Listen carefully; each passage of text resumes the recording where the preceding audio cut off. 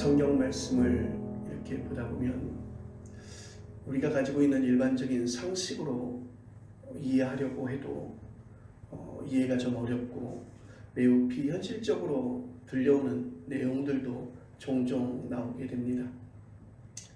오늘 설교 본문의 말씀 전반부에 마가복음 13장 24절로 27절은 이렇게 말씀하고 있습니다. 해가 어두워지며 달이 빛을 내지 않고 별들이 하늘에서 떨어진다, 그렇게 말하고 있습니다.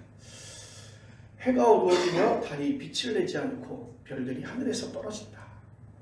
우리가 알고 있는 상식과는 굉장히 대조적이며 정말 천지가 개벽하는 그런 표현들이 기록되어지고 있습니다. 그런 일이 벌어지는 때에, 그때에 인자가 구름을 타고 온다고 그렇게 기록하고 있습니다. 여러분이 아시다시피 인자는 사람의 아들이라는 뜻이죠. 그리스어 휴오스투 안트로프의 번역입니다. 이 단어를 사전적인 의미로만 본다면 매우 평범한 용어이죠. 그러나 이 묵시 사상에서는 하나님께서 세상 마지막 때에 보내서 세상을 심판하게 하실 심판자, 그 인물을 가리키고 있는 것이 인자, 휘오스투 안트로프라고 하는 말입니다.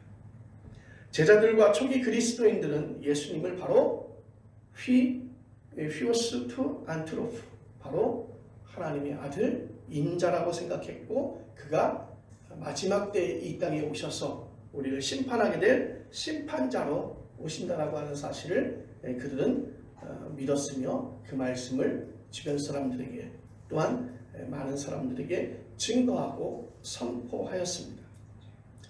이렇게 묵시 사상은 키워드가 둘입니다. 그 한 가지는 하나님의 심판입니다. 그리고 다른 하나는 하나님의 때입니다. 하나님의 심판이 반드시 있을 것인데 또 하나의 말씀은 그때가 과연 언제일까? 그래서 묵시 사상은 바로 하나님의 심판과 그 하나님의 때를 이야기하고 있습니다. 하나님께서 세상을 심판할 때가 온다는 것입니다. 아무도 그 심판을 피할 수도 없고 거부할 수도 없습니다. 그리고 사람이 절대적으로 의지했던 모든 그 토대가 있는데, 그 토대가 하나님의 심판 앞에서는 다 믿을 수 없고 신뢰할 수 없고 나를 지켜줄 수 없고, 그 모든 토대들이 완전히 소멸하고 붕괴하게 되는 것입니다. 여러분 생각해 보십시오. 여러분들이 열심히 의지하고 내가 기반으로 삼아서 세웠던 그 재산도 필요가 없습니다. 가진 노력을 다해서 얻은 그 학위도 필요가 없습니다. 그리고 국가도 제 기능을 발휘하지 못합니다. 사람이 사는 지구만이 아니라 우주 전체가 총체적으로 무너진다는 것이죠. 그래서 오늘 성경은 그렇게 말하고 있습니다. 해와 달과 별과 권능까지 흔들린다. 해와 달과 별과 권능까지 흔들린다 표현했습니다. 비유적으로 바닷가 모래사장에서 사는 사람들이 모래성을 쌓죠. 아이들도 가서 모래성을 쌓습니다.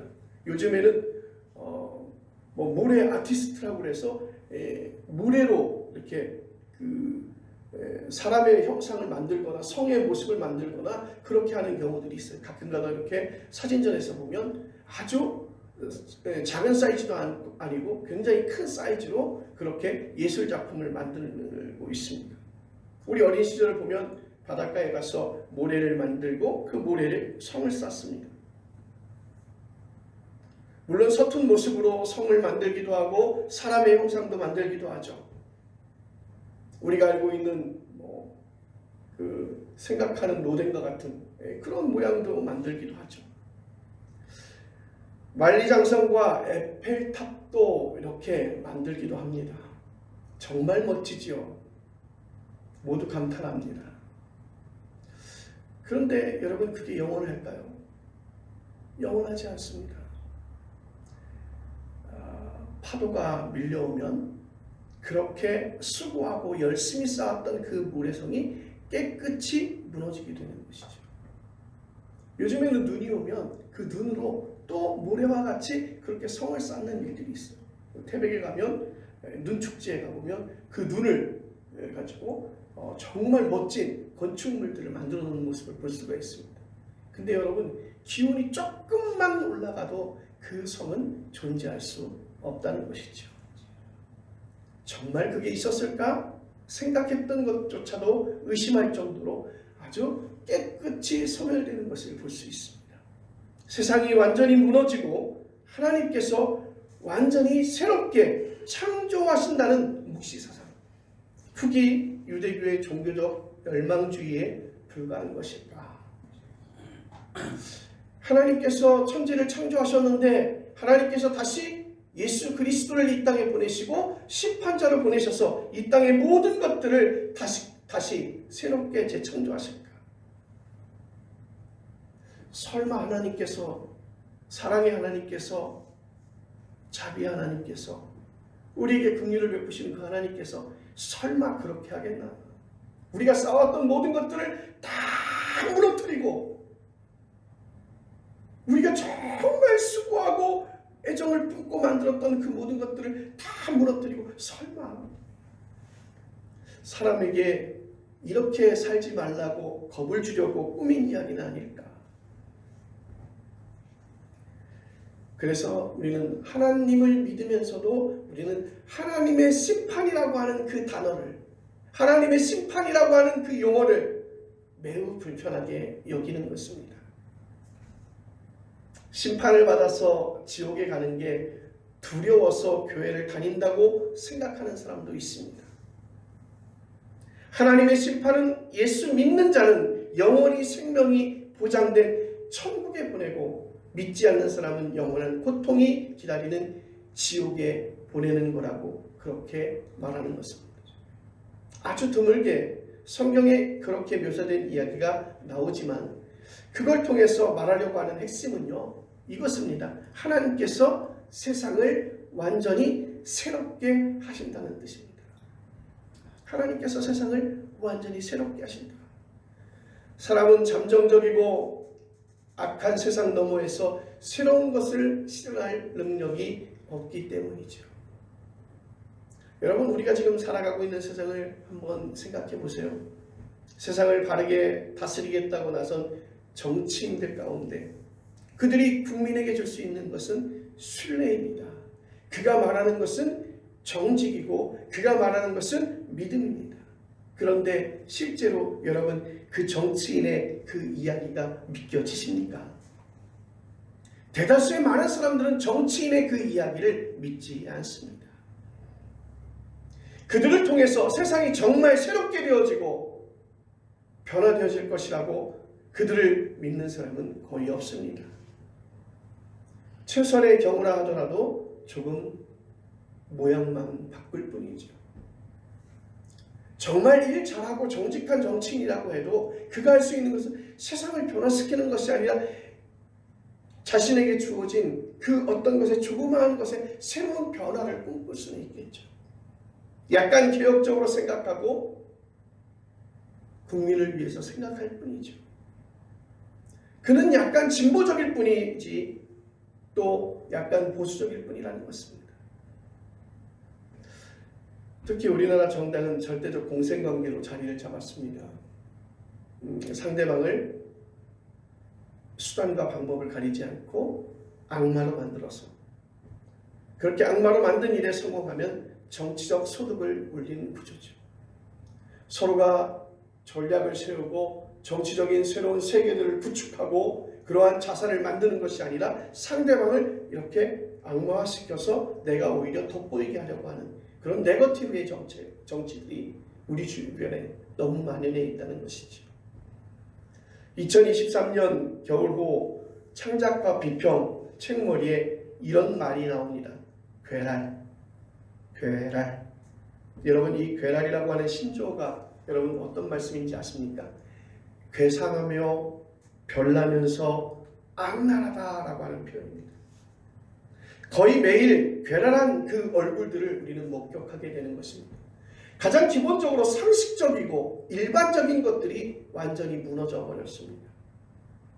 손바닥 뒤집듯이 말을 바꾸고 일말의 부끄러움도 없이 거짓말을 하고 자신의 책임을 남의 탓으로 돌리는 그런 정치인들의 얼굴이 정말 괴랄합니다. 개혁과 진보가 어느 순간에 기득권으로 뒤바뀐 것을 우리는 인류 역사에서 늘 경험합니다.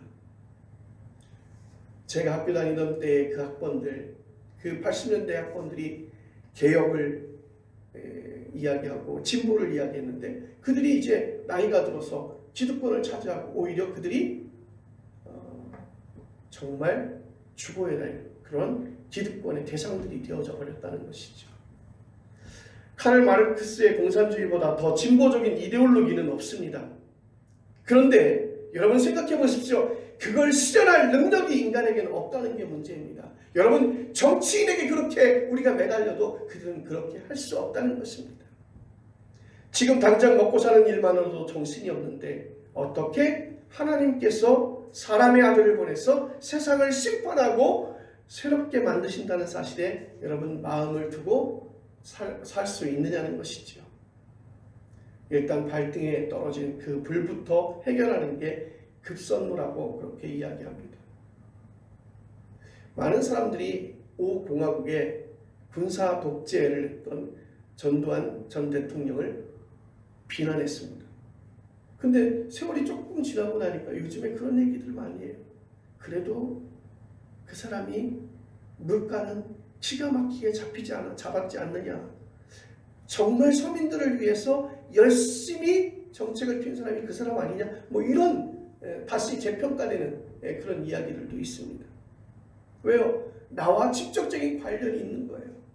그 군사독재에 의해서 피해를 보지 않았고 지금 오히려 물가가 잡히지 않아서 너무 힘든데 그래도 그때는 물가는 잘 잡았지 않느냐. 단편적인 모습으로 재평가하는 것이죠. 오늘 우리는 12월 첫째 주일인 대림절 예배를 드리고 있는 중입니다. 올 한 해도 순식간에 11달이 지나갔습니다. 11달 동안 어떻게 사셨습니까? 여러분의 삶이 여유롭게 살기도 하고 매우 쪼들려서 힘들게 살기도 했죠. 각각 자기가 가지고 있는 일상의 삶은 매우 중요합니다. 그 일상을 소홀히 할 수는 없겠죠. 그런데 모든 게 지나가고 지금 마지막 달을 맞았습니다. 12월 1일입니다. 마지막 달이 온다는 사실은 지난 11달 동안 그 마음에 둔 사람이 있고 마음에 두지 않은 사람이 있습니다. 아무도 피할 수 없는 그 마지막이 바로 묵시사상이 말하는 하나님의 심판이고 그 때인 것입니다. 발등에 불을 일단 끄긴 해야겠으나 모든 게 지나가고 운명이 완전히 새로워지는 그 순간이 온다는 사실에 마음에 두지 않고 살면 되겠습니까? 굳이 그렇게 살겠다면 그리스도인으로 살아갈 필요가 없는 것입니다. 그러면 그 묵시적 종말 실제로 언제일까요? 하나님의 심판? 그리고 그때 과연 언제일까요? 예수님께서는 언제 재림하실까요? 하나님께서 언제 세상과 역사와 우주를 완전히 새롭게 하시나요? 세상의 많은 사람들은 예수님이 오시는 그날을 굉장히 매우 궁금해하고 있습니다. 남북한이 적대적이지 않고 같은 민족으로서의 형제를 회복할 때가 언제일까요? 우리가 교회 학교 때 불렀던 그 찬양처럼 사막에 샘이 넘쳐오르고 여러분 가슴이 뿌듯해지지 않습니까? 저 전쟁통에 계속 전쟁이 끊이지 않는 저 팔레스타인에서 유대인과 이슬람 교도들이 함께 어울려서 평화롭게 살아갈 때가 언제일까요? 모든 사람이 실제로 평등해지는 세상 언제 실현될 수 있을까요? 형제사랑과 자매사랑이 말로만이 아니라 실제로 완성되는 때가 언제일까요? 개인적인 차원에서 우리 각자는 언제 참된 평화와 안식을 누리게 될까? 여러분 궁금하지 않습니까? 개인과 세상 전체의 구원이 일어나는 그 순간은 과연 언제일까? 오늘 설교 본문 전반부 28절로 32절은 그 언제를 이렇게 말하고 있습니다. 나뭇잎이 푸르러지면 여름이 오는 것을 알 수 있듯이 어느 정도 너희가 눈치를 챌 수는 있지만 구체적인 날과 구체적인 때는 그 누구도 아무도 모른다고 했습니다. 하나님의 경험이 부분적으로 느껴지기는 하지만 완전하게 경험할 수 없는 것과 같은 것입니다. 32절 말씀을 보십시오. 그러나 그날과 그때는 아무도 모르나니 하늘에 있는 천사들도 아들도 모르고 아버지만 아시느니라. 아멘. 여러분, 천사들은 그럴듯하지 않습니까? 천사들은 그 천계에서 하나님의 심부름을 하고 또 하나님의 말씀을 전달하고 어느 정도의 권위를 가지고 있는 그러한 존재들인데 온갖 비밀의 때를 알고 있을 것 같지만 오늘 성경 말씀을 보니까 모른다는 거예요. 더구나 예수 그리스도를 가리키는 그 아들도 모른다고 말하고 있습니다. 오직 하나님만이 아신다는 것이죠. 하나님의 아들이 모르는 게 있다면 여러분 놀랍지 않습니까? 그렇게 말하지 않으면 안 될 정도로 하나님과 하나님의 일은 비밀이 가득하다는 것이죠. 또는 활짝 열려 있다는 뜻입니다. 요즘에는 그 챗 GPT, AI, 인공형 지능을 가지고 있는 예전으로 말하면 TV에서 그런 방송이 있었죠. 무엇이든지 물어보세요. 예전 이호일 목사님이 기억나네요. 이호일 목사님이 그러세요. 야, 박사야 박사, 척척 박사야. 저기에서 무엇이든지 물어보면 척척 대답을 해준다고. 물론 패널들이 다 질문을 다 받고 그 질문에 대해서 알고 들어오죠. 그리고 그 질문에 대한 자료들을 얘기하는데 방송으로 보면 정말 현장에서 라이브로 질문하고 그리고 라이브로 대답하는 것과 같은 모습을 보고 이호일 목사님 놀란 거예요. 야, 척척 박사야. 어떻게 저 많은 내용들을 다 알고 있을까? 정말 신기하다. 그렇게 감탄하셨다는 것. 그게 기억이 납니다. 근데 여러분 요즘에 그 챗GPT, AI, 인공형 지능을 가지고 있는 그 AI도 정말 놀랍습니다. 질문을 해도요. 정말 질문에 모든 대답을 다 가지고 있습니다. 물론 옳지 않은 대답도 꽤 많이 있습니다. 왜냐하면 챗GPT, AI, 인공형 지능은요. 대답을 해주긴 하지만 그 대답의 답변이 어디를 근거로 해서 출처를 밝힐 수가 없는 내용들이죠. 그래서 그 탑재되고 있는 그 인공지능에서 대답할 수 있는 모든 내용의 경우의 수를 잘 조합해서 그 질문에 답변을 주는 거예요. 그래서 사실은요, 바른 답들도 꽤 많지만 오답들도 굉장히 많이 있습니다. 그런데 여러분, 지금 많은 사람들이 거기에 매달려 있어요. 인공지능, 챗GPT, AI 기능을 가지고 있는 이제 그 모든 것들을 모든 우리가 살고 있는 삶의 모든 부분에 이렇게 탑재를 하겠다는 거죠. 그래서 그냥 누워 있어서 요즘에도 그런 거 보시잖아요. 그냥 궁금하면 물어보는 거예요. 소리내서. 줄리아, 오늘 날씨 좀 알려줘. 줄리아, 저 냉장고 온도가 지금 몇 도에 있지? 줄리아, TV 좀 틀어줘봐. 오늘 뉴스 가운데 교통사고가 몇 건 일어났는지 알려줄 수 있어? 그러면 전부 다 알려주죠. 그런데 그렇게 모든 대답을 하는 그 챗GPT에게 그날과 그때를 물어본다면 과연 알 수 있을까요? 그런 궁극적인 순간만 모르는 게 아닙니다. 작은 사물에 관해서도 우리는 아는 게 별로 없습니다. 작은 사물도 궁극적인 순간과 연결되어 있기 때문이죠. 이런 인식론적 한계 안에서 살아가는 우리에게 최선은 무엇일까? 오늘 본문이 아주 친절하게 안내해주고 있습니다. 그때와 그 시는 알 수 없지만 오늘 설교 본문 33절, 37절에 4번 반복된 단어가 있습니다. 깨어있으라, 깨어있으라. 33절은 이렇게 말합니다. 주의하라, 깨어있으라. 그때가 언제인지 알지 못함이라. 34절에는 비유가 나옵니다. 다른 나라로 떠나는 집주인은 문지기에게 모든 사물을 맡기면서 이렇게 말합니다. 깨어있으라. 집주인이 돌아오는 순간이 해 저물 때일지 밤중일지 아니면 새벽 닭 울 때일지 예상할 수 없으니 깨어 있어야 하는 것입니다. 집주인이 돌아왔을 때 문지기가 자고 있으면 문책을 당하는 것입니다. 이런 비유를 말씀하신 예수님께서는 마지막 37절에 이렇게 이르시고 있습니다. 깨어 있으라.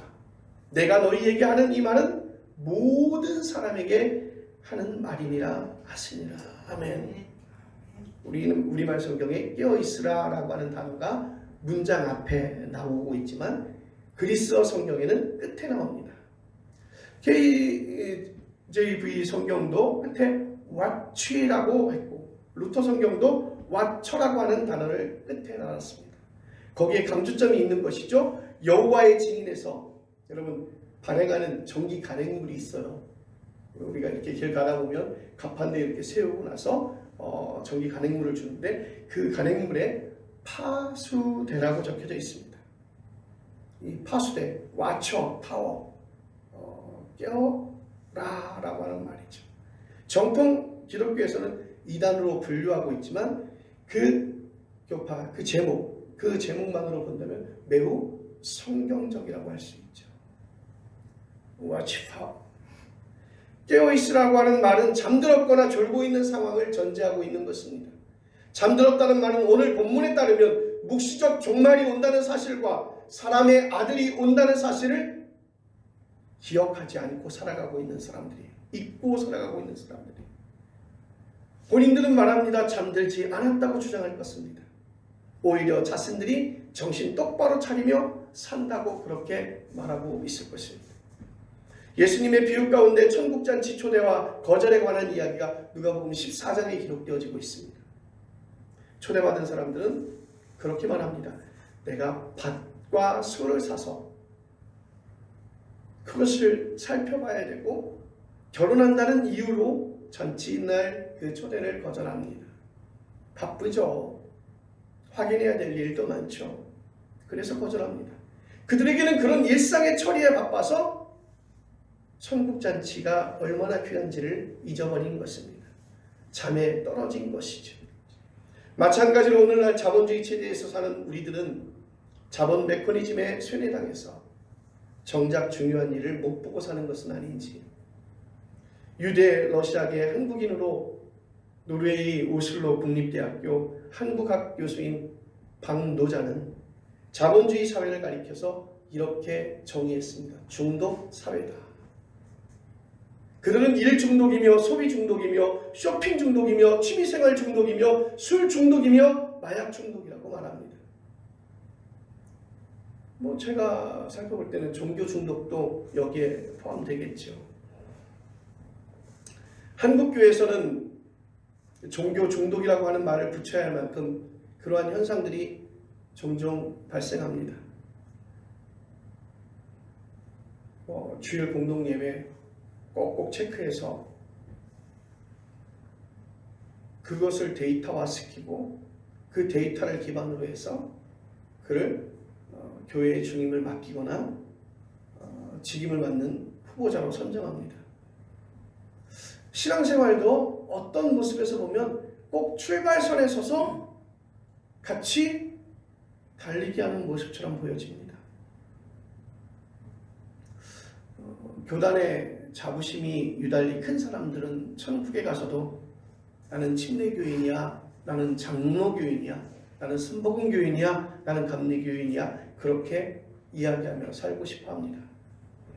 자신과 다르게 신앙생활을 하는 사람은 쉽게 자유주의자라고 또 이단이라고 재단하기도 합니다. 그리고 교회 밖에를 향해서 혐오 발언도 마다하지 않습니다. 동성애자 혐오가 한국교회에 얼마나 뿌리 깊게 자리 잡았는지 생각하면 종교 중독이라고 하는 말을 하지 않을 수 없습니다. 그들의 영혼은 깨어있는 게 아니라 잠들어가는 것입니다.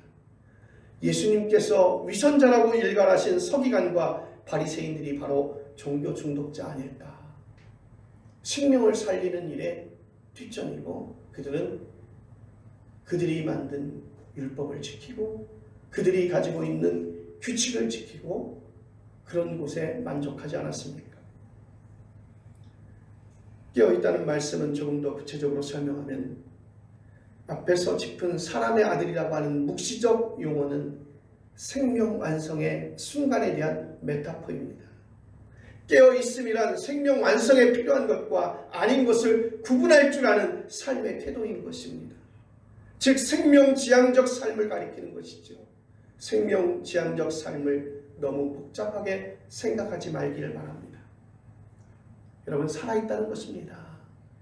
살아있으려면 먼저 뭐 해야 되죠? 존재해야 되죠. 혹은 실존하는 것입니다. 자신이 세상에 이렇게 존재하거나 실존한다고 하는 사실에 집중하는 것입니다.